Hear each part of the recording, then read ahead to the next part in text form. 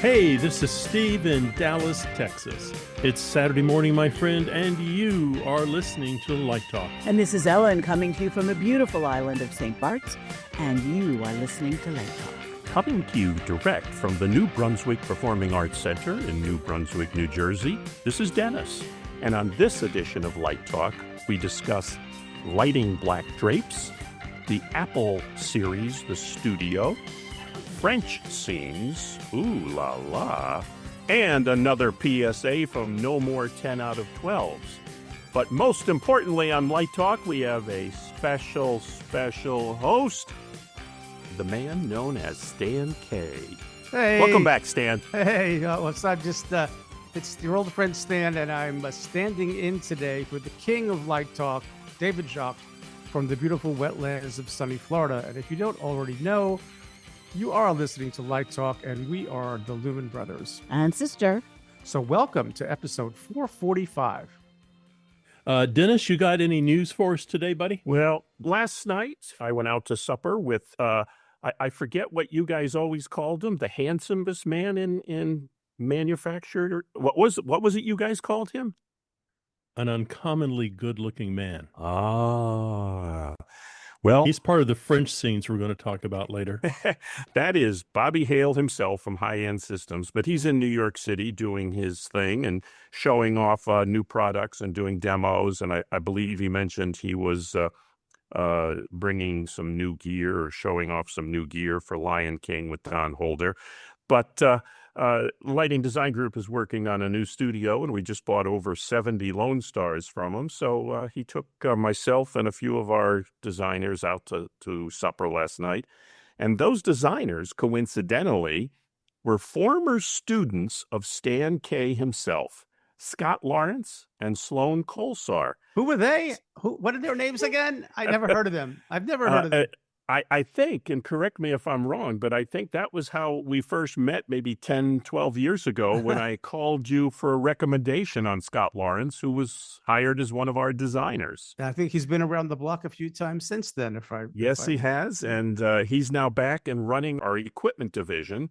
And Sloan Colsar has been with us now almost 4 years, graduating from your former institution. And he basically is my assistant on many, many projects. As a matter of fact, I'm doing a presentation at LDI on the Sunday, what is that date, Ellen? December 7th. December 7th at 11 a.m. And Sloan is he worked with me on Good Morning America. We're doing a presentation on the lighting of Good Morning America.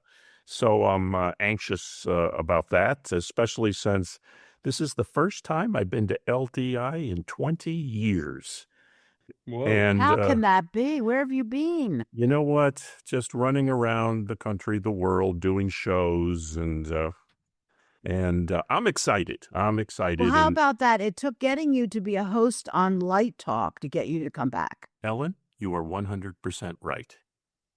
And Amazing. When you said, while you're there, why don't you do a presentation? Right. You didn't hear me say maybe. You heard me say, yes, ma'am. Yay! Anyway. That's worth booking an airplane flight right now. Yeah, I did mine this morning. No good. But anyway, that's the new business for my end. Steve, anything going on in Dallas? Hey, did you go to that AmFAR dinner with your friend Nicole Kidman? I read that she gave an award to Taylor Sheridan at the AmFAR benefit in Dallas, and I'm sure you were invited. Don't bring her up. That's still a sore spot in my life, and I'm sorry. I don't know. I couldn't resist. Maybe it's time for the divorce. I don't know. Yes, besides her. Yes, there is something unusual happening in Dallas, and I'd never kind of seen this before. Let me just read the press release on that. Over the past 2 weeks, the Dallas Independent School District students have gained hands-on experience behind the scenes through our Backstage Spotlight Career Intensive.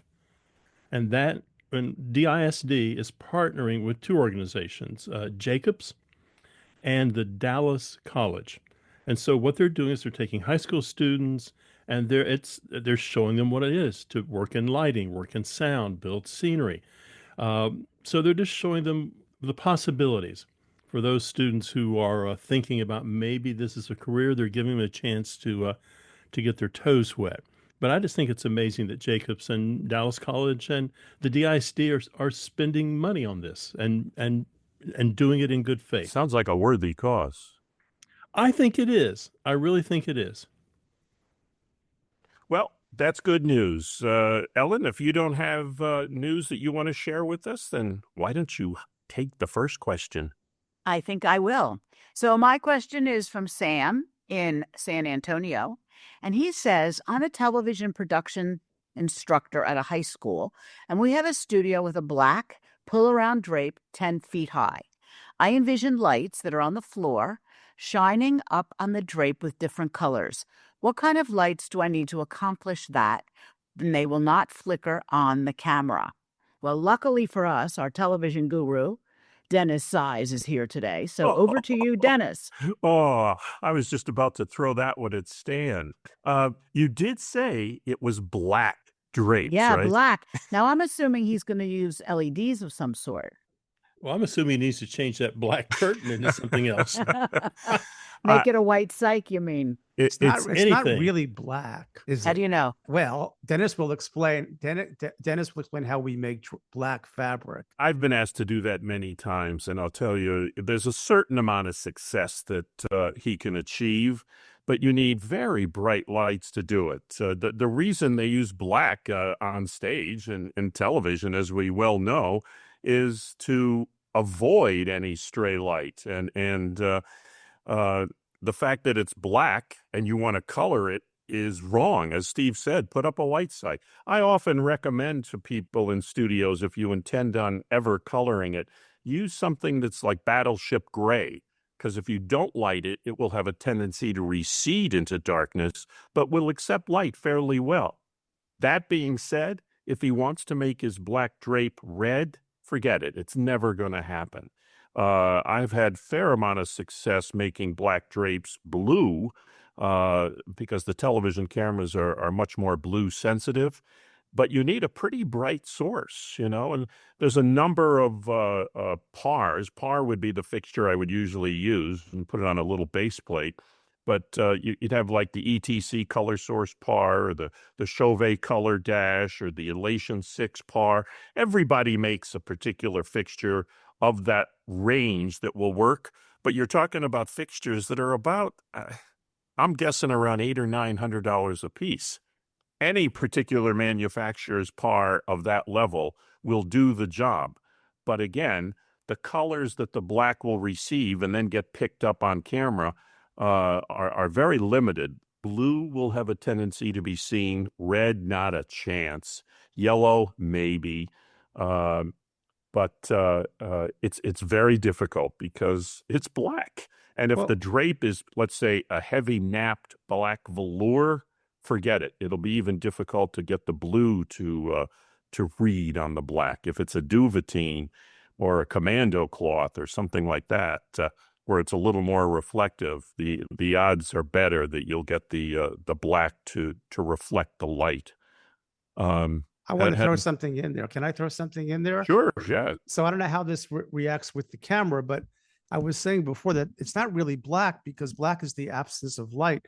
So the fabric is made from one of three things: super, super dark blue dye, super, super dark green dye, or super, super dark red dye to make the black. And I learned this because one time we rented tuxedos from 3 different tuxedo houses, and they were all black tuxedos. And then we put them under the same lighting condition, and one read more bluish and one read more greenish and one read more reddish because of the blacks, the way the blacks were made.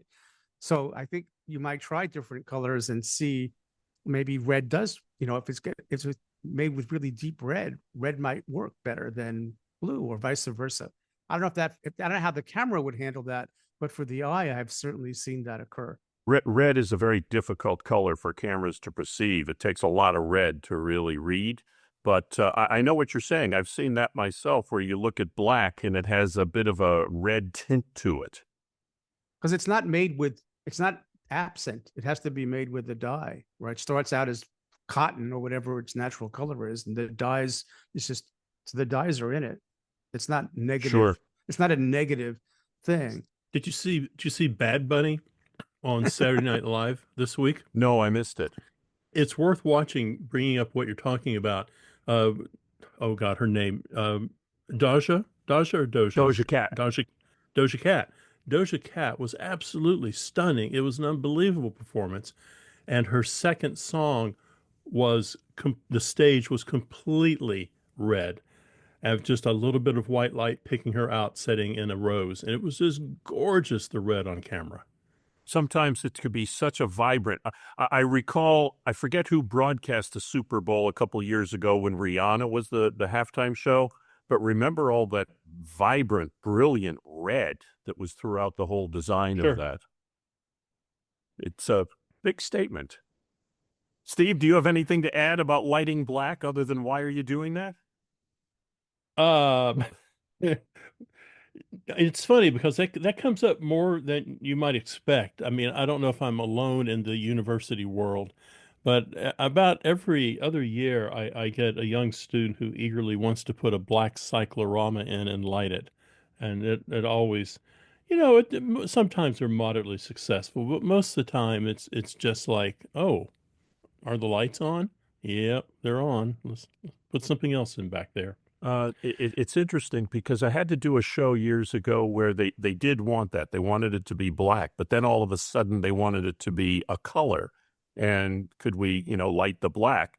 And I saw the point and I realized that, yes, it did need to be a variety of color.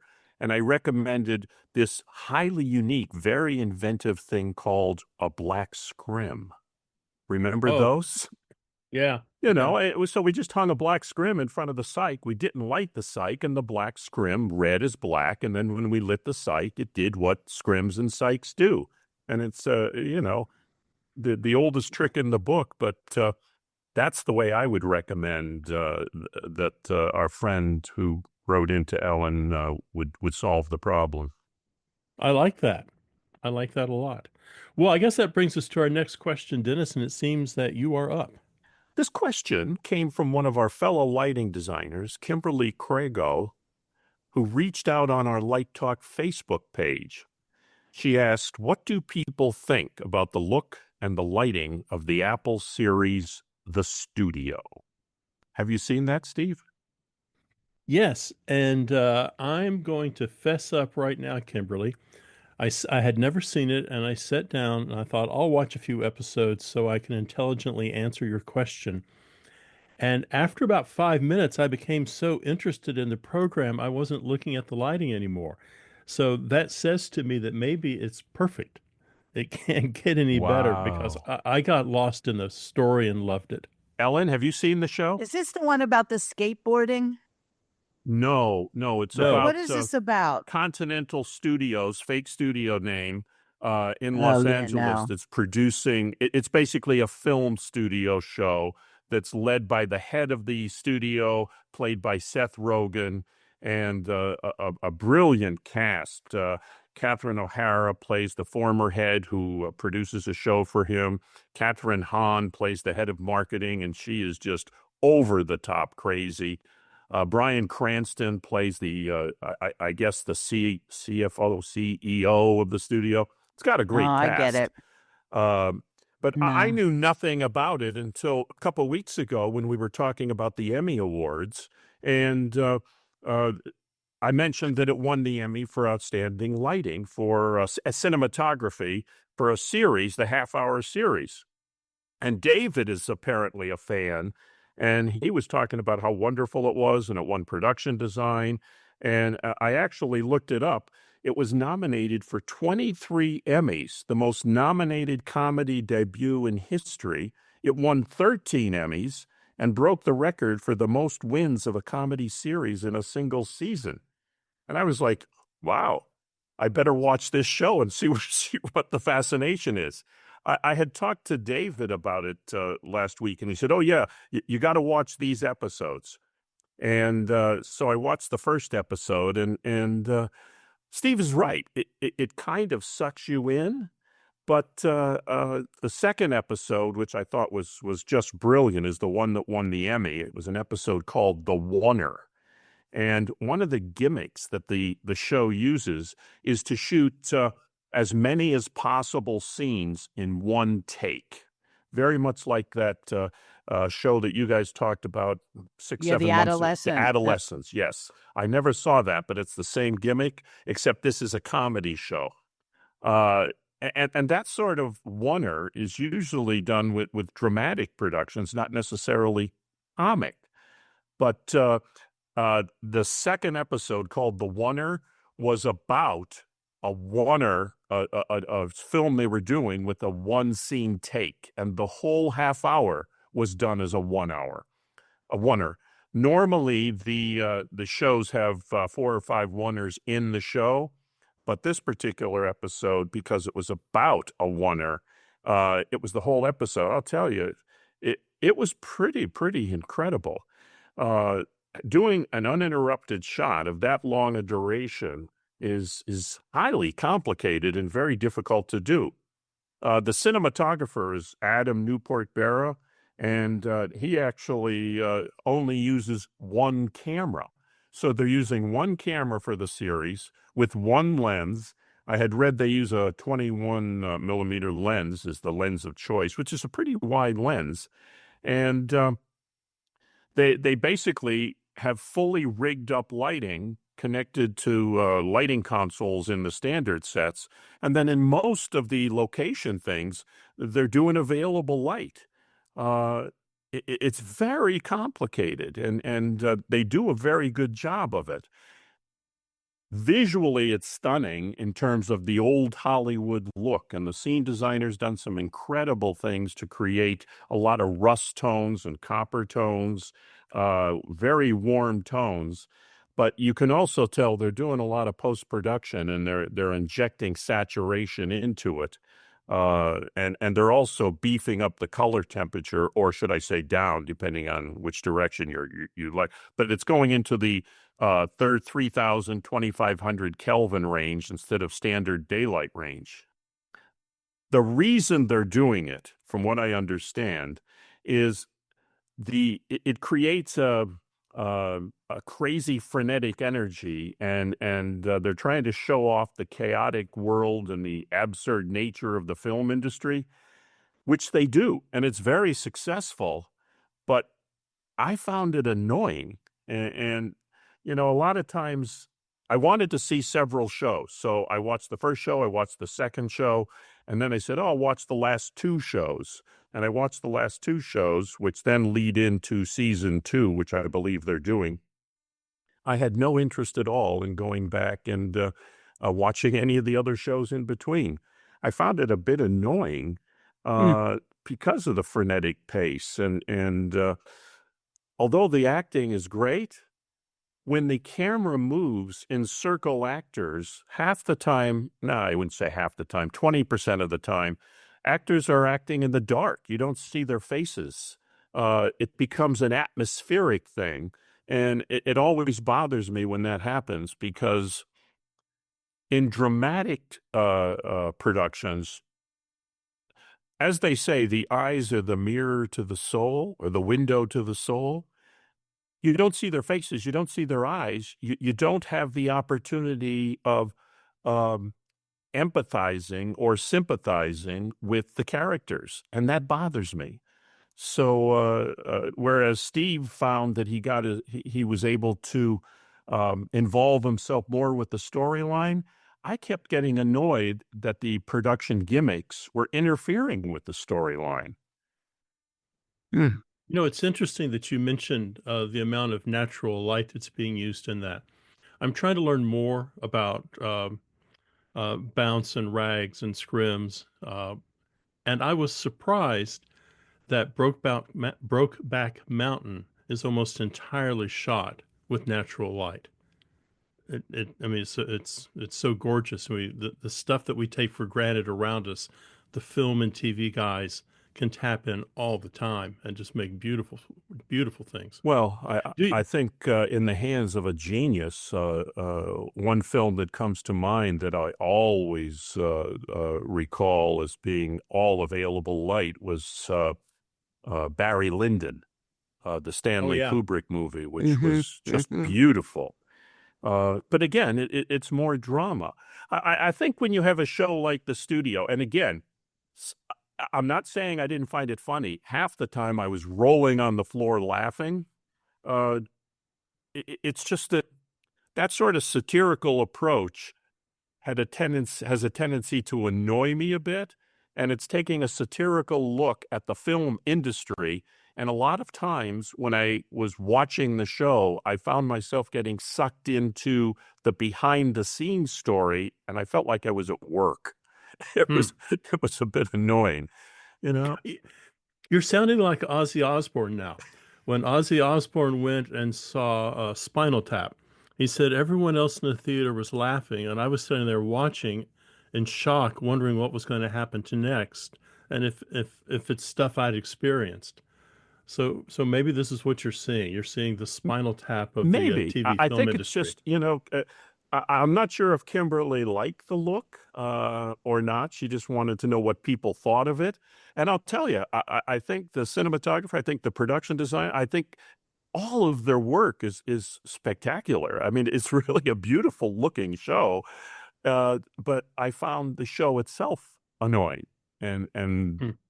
that's my personal opinion. But what do I know? Apparently the ratings are great, and it won more Emmys than any other show, this a comedy level show. Ellen, you'll have to watch us and let us know. Well, I will. I looked it up. It says that that one single lens is an Arri Master Prime 21. 21, yeah, that's Yeah. you could tell Interesting. it's a wide angle, but what's really interesting, and I'll tell you, the cinematographer is a bit of a genius, and his camera operators, they will go right into someone's face for a close-up. I mean, like 6, 7 inches away from the face, and then they'll do a rack focus of 30 or 40 feet, and they're maintaining perfect focus. It's really well done. And where as do I you said, watch this? it's on Apple Plus, I think it is, or I don't Apple have that. One. I don't have that. Yeah, I don't either. I just, because David said I have to watch it, we got it for the weekend. But there's Start your free trial now. yeah, exactly. Apple There you go. One had a great show that I don't know if it's been continued or not, called For All Mankind. And we kept Apple the subscription for 2 years at least because the show was so wonderful. Takes place in the 60s. The production design was spectacular, and it's all about man landing on the moon. Except in the very, first 10 minutes, it's all those wonderful images and video that we all remember from the moon landing, except when the flag gets planted on the moon, it's a Russian flag. So it's an alternative reality, and it's developed very well. Another show that they do on Apple is called The Morning Show, and it's basically about morning television shows. And it started maybe 5, 6 years ago, whenever the whole Matt Lauer debacle happened, because that was the storyline for the first season. Very well done show, but because I do so many morning shows, I felt like I was at work when I was watching it. So I just I'll bet. yeah. But you should try and see. I'd love to hear what you think about The Studio. Yeah, I'll try and take a look. And if you only get a shot at one of them, the second episode, The Wonder, it's really well done. Okay. And one of their other gimmicks that makes it worth watching is real people. So they'll have real directors playing themselves. And I think it was the first episode, there was this director by the name of Martin Scorsese, who was I know him. the featured actor, and the Seth Rogen character basically screws him and promises him a movie and then takes it away. And I think it was the third episode. Yeah, I can't remember the sequence, but Ronnie Howard was the director. It's incredible the number of people in it and the cameos that go on. So try to catch it. Okay. You are listening to Light Talk. Today we are sponsored by... It's a public service announcement from No More 10 out of 12s. How to Speak Director. What they say versus what they mean. A survival guide for early career designers, stage managers, and anyone who's ever screamed internally during tech. So here's the deal. You started out programming in high school, got your BFA at a decent state school, and even crushed an MFA at one of those fancy programs back east with too much snow and not enough heating in the studios. You know how to patch a rig blindfolded. You can quote color theory in 3 languages, and you once field stripped a VL 3000 in 47 seconds under pressure. You are a lighting beast. But there's one thing that no one taught you: how to speak director. Welcome to Director Speak. Let's translate a few common phrases you will hear during the tech rehearsal and decode what is really being said. Let's go with that for now. Translation. That was 100% weird, and I hated it. But I'm being diplomatic. I will ask you to change it again later when it's more difficult. Make a bold choice. Translation. Whatever that was, never do it again. Literally. Anything else would be less upsetting. We can fix that later. Translation. God, help us, we will never fix this before opening. It's almost there. Translation. It's not there. It's not even in the neighborhood. I see where you are going. Translation. I have absolutely no idea what to say, and I'm hoping the next lighting cue makes more sense. It just needs a little more magic. Translation. I don't know what's wrong, but it's your problem now. Can we soften that? Translation. Do something, anything, not just that. My personal favorite. It feels a little presentational. Translation. I'm bored. Fix it. I don't know what presentational means either, but it sounds like a note. Do you think that's the right cue? Translation. This is definitely the wrong cue. I'm just giving you a chance to admit it. And finally, number 10. You seem to be using a good deal of amber. Translation. Stop that. It looks like I have a cast of Oompa Loompas on stage. So there you are, a crash course in director speak, the unspoken language that no one covered in grad school, undergraduate design class, or that one seminar where you had to pretend you understood what dramaturgical intention meant. And look, we get it. Tech is intense. Everyone's stressed. Emotions are high. Cues are late. The sound isn't quite right. The costumes don't fit. Yet somehow, lighting is expected to solve everything, including emotional tone, dramatic pacing, and the director's existential dread. But here's the truth. You are not alone. You are not crazy, and yes, that cue was indeed the right one. So take a breath, sip that cold coffee, and smile when someone says, "Let's go with that for now." This has been a public service announcement from No More 10 out of 12s. And now, back to Late Talk. Well, Stan, so you're setting in for David today. You've been on sabbatical now for a few months. What have you been up to? Anything interesting in the lighting world, or are you just taking it easy? Well, I'm taking it easy. I'm sort of like, I'm loving not being supervised. How's that? Aren't you still emeritus at the university? Do you do anything there or no? Yeah, I'm doing stuff at the university. Trying to protect the faculty at a time when that's challenging. Doing work with the union. We have a meeting every week with the administration, so that's kind of fun. Spending a lot more time with my family, as they like to say, which I really am. So I am enjoying that. And in terms of work, there's a couple of things going on. I mean, I got a bunch of projects, maybe too many. I'm working on figuring out what I don't know if you've ever heard this expression. Let's see if I can get the initials right. EBITAD. Anybody? EBITDA. EBITDA. Yeah. Yes, it's how much money you're making compared to how much you should be making. Well, you know what it stands for? Oh, earnings before blah, blah, blah, blah. Yeah. Yeah, earnings before interest, taxes, depreciation, and amortization. Right. Right. So yeah, so I'm working on figuring out what that is because some people are curious. So we'll see how that goes. I am gearing up for a programming session. I've got a week of programming coming up in December, which was scheduled a week before my retina surgery. So how's that for good timing? And which is causing me to have to learn a new console. So how many of you know the Q server? Never heard of it. So you've never heard of it? I'm sure Ellen's never heard of it. Dennis, you ever hear of the Q server?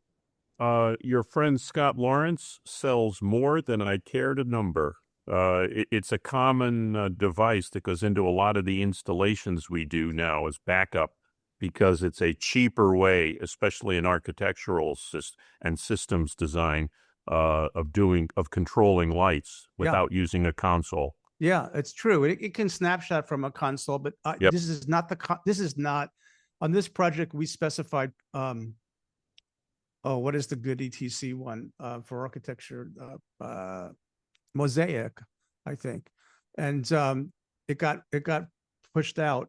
So I'm dealing with value engineered. Yeah, that's the term. So so it's Q server. That's what I'm going to be dealing with. And so I'm in the process of making a spreadsheet of all the queues. And then I've actually opened Q server on I can do it here. So I can patch it for them. I can get it all ready. And then I can basically, blind write a bunch of our stuff. So when we get in there, we're not starting from scratch. But the interesting part of this design, I might have sent some of you some pictures. I think I sent them to Ellen. I don't know if I sent them to Dennis. Yeah. Yep. Is that the light, the space that pushes the light through these apertures is daylight, right? And then we're supplementing with theatrical. Dennis, you know the history of the project. Yeah, so you sent me the photos of that. It's right. beautiful. So when you go into Q, and I think the reason the architects asked for a week of time, which will be lovely to spend a week in Sarasota in December. So I'm looking forward to that on the client's nickel. Plus, I'll be working, but you can't really. You want to make a cue that dances with the daylight. Well, okay, you got to be there at sunrise. And what's the weather? The weather is a variable. And you're trying to make some looks and cues that are working in concert with the daylight. Of course, there's going to be nighttime stuff too. Then that's not an issue. But during the day, you've got to supplement. And I guess the good thing, the way I've been rationalizing it in my head, that the design is so smart that no matter what we do, it still looks cool. So even if we do something that doesn't fit in our minds, it still looks great. The observer will never know the difference, but it's sort of challenging. So that's what's going on in terms of lighting, other than the typical rep plots that we do for high schools. And we've got 5 high schools running all in different phases. Some of them are in schematic. So we're just kind of getting going. We move a lot. It's interesting. Like today I was in a meeting this morning, and they go through all the different consultants, and we're usually last. Like acoustics and lighting are the last ones, on the list. And the architect goes, "Well, Stan, you've got your narrative and your specs already done. You're ahead of everybody else." And I said, "Yes, maybe we are, but you guys tend to treat us like we're plug and play when we're really infrastructure. So soon you're going to have to coordinate us with structure and plumbing and mechanical and all of that stuff." So they're keeping us pretty busy. And we're trying to figure out how to be a little less busy. Sounds good. That sounds like a really interesting project. You'll have to talk more about it when it's finished. Yeah, that'll be it has to be done by Christmas because it's a church. And that's okay. And that's what they say. And we'll see if we can deliver the baby on time. Sounds good. It's interesting when you mention the Q server system because a lot of people are unaware of it. I'm only aware of it because our systems division puts them in. I have no idea how they work, really. But I do know a lot of the programmers we use don't know how to program Q servers, and it's become like a specialty thing that you have to learn. There's good videos online, which I'm going to be watching the next few days to refresh. I did another project with the Q server, and it's sort of what I'm worried about is we have 19 movers behind that wall. and some strip lights. And there were certain effects like you would do on a console where you could do a fan, sweeping across the wall. I don't think it's going to have offset or some of the things we'd see on a theatrical console. So I've got to probably do that in steps. But those are the most kind of, let's call them sophisticated cues we'll do. But for general stuff, color, timing, but it's really nice is it has things that theatrical consoles don't, is it has a lot of things can be plugged into it. So it can take data from a lot of sources. And we were going to have a plugin connected to AccuWeather. So we would know what the weather, it could know what the weather is. And then when the weather does X, you do Y. You run that cue sequence when this. So you're going to leave a lot of presets for the church staff? Yeah, because the Q server, so Interactive Technologies, just to plug them, is if you want to look into it, is the company that makes it. It'll have touch screens, not the Parrot. We have a theatrical console in there as well, but this project got taken over by, I think I talked to you about it, Dennis, got taken over by Sweetwater Integration. Yes, you did. Right. And so they have made substitutions because they signed the contract with the owners. So we don't have a lot of say anymore. So whatever we get, we have to be resourceful and work with it. So there's some kind of Chevet console on it for the theatrical fix. There is a catwalk sort of front of house situation for the stage or the platform lighting, and then the effect lighting is going to be on the Q server. So we'll see how it works out, and I'll report back. But that's the one that's occupying my time this week. Might be an interesting seminar or tutorial or something for future LDIs, Ellen, because this Q server thing is becoming more and more prevalent. Yep. Well, the integration, we can talk about that for next year. The overlap of architecture and theater we know has been happening for a long time.